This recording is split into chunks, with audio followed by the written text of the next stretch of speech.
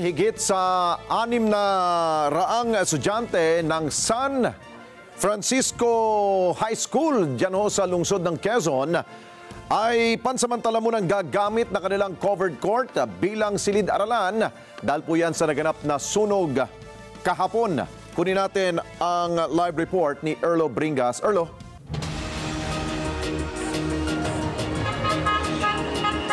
Alex, sa pagtaya ng Department of Education ng Quezon City, naging maayos naman ang balik eskwela ng karamihang mga eskwelahan dito sa syudad. Maliban na lamang sa San Francisco High School na kanina ay sinalubong nila yung pagbubukas ng klase sa isang covered court. Ayon sa QC DepEd Division Office ay ginagawa na nila ng paraan yan para pagpasok ng mga bata bukas ay nasa makasilid-aralan na ang marami sa kanila. Linggo ng umaga nang lamunin ng apoy ang bahagi ng gusali na yan sa San Francisco High School sa Barangays Bagong Pag-asa sa Quezon City. Agad itinaas ng Bureau of Fire Protection o BFP ang unang alarma at agad din itong itinaas sa ikatlong alarma dahil na rin sa mabilis na pagkalat ng apoy. Naideklarang fire under control ang sunog bago magtanghali at isa nga sa mga apektadong bahagi ng paaralan ay ang faculty room.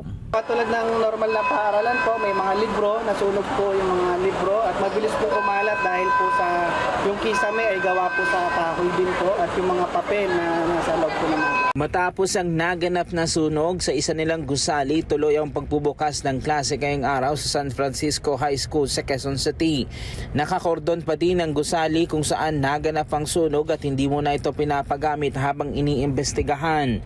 Dahil sa naganap na sunog kahapon, apektado ang klase ng 16 na seksyon sa grade 9 at grade 10. Katumbas ng bilang na yan ang 640 na mga estudyante na pansamantala na muna sa covered court na natili ngayong unang araw ng pasukan. Meet and greet na muna sa kanilang mga guro ang nangyari pero bukas ay regular na ang pasok nila dahil ililipat na sila sa gusali na ginagamit para sa senior high school. Ayon kay Dr. Marisa Lu Rodriguez, ang Principal 4 ng San Francisco High School, one shift na dapat ang senior high school nila ngayong taon pero kailangan nilang hatiin ulit sa dalawang shift dahil sa nangyaring sunog. As you can see po, yung 8 sections po nandito po ngayon sa covered court, they are being given instructions as well as greet and meet. We opted to have 2 shifts then sa grade 11 and 12. 7,000 estudyante ngayong school year ang kabuang enrollee sa nasabing eskwelahan. Ang DepEd Schools Divisions Office ng Quezon City tiniyak naman ng tulong at pagpunan din sa pangangailangan ng mga estudyante ng San Francisco High School ngayong pasukan. Nagsabi ang Department of Education kung ano man po yung katulong na kailangan para po maiayos yung eskwelahan ay readily ibibigay.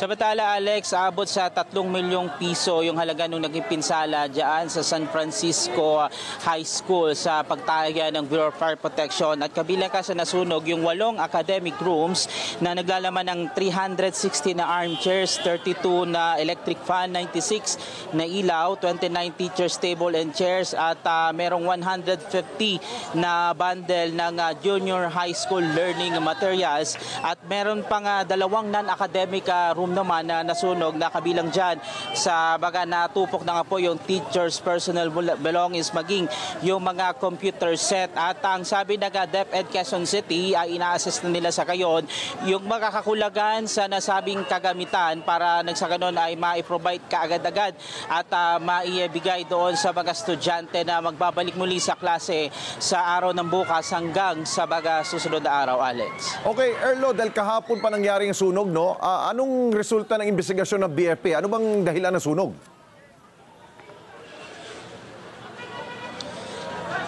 Sa ngayon, Alex, wala pag ibinibigay ng impormasyon ng Bureau of Fire Protection sa naging dahilan ng sunog. Kaya kanilang sisiyasatin pa kasi yung school building na kung saan nagmula yung sunog. May mga tinitignan silang mga possible cause pero isinasantabi muna nila yung marami sa bagayan at kanilang pag-aaralang maigi kung ano nga ba yung naging sanhi ng sunog sa gusali, Alex. Okay, binabanggit na bukas ay ililipat na sila dyan sa nasunog na gusali. Hindi ba delikado pa yan na Erlo?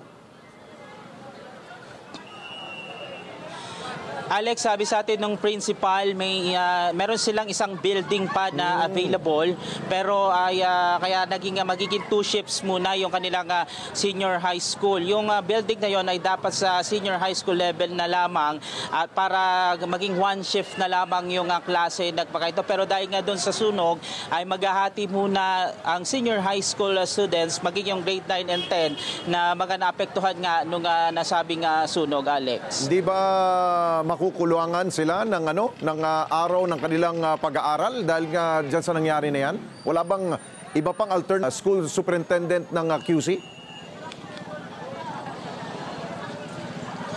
Well, sabi sa atin, Alex, ay may mga gagawin silang interventions, no, kabilang na doon yung hahatiin yung mga bata according doon sa mga classroom kung saan sila kakasya para nang sa ganun ay mas ma-maximize maigi yung mga space at hindi kulangin yung classroom. At isa ka sa gagawin nila yung pagpapadala ng learning material sa mga bata nang upang sa ganun ay kahit papaano makakope up sila doon sa lessons na kanilang na-miss dahil nga sa hindi sila nakapasok nung mga ngayong araw na ito dahil nga meet and greet lamang yung nangyari, Alex. Okay, maraming salamat Sir Erlo Bringas. Mata natin sa lungsod ng Quezon.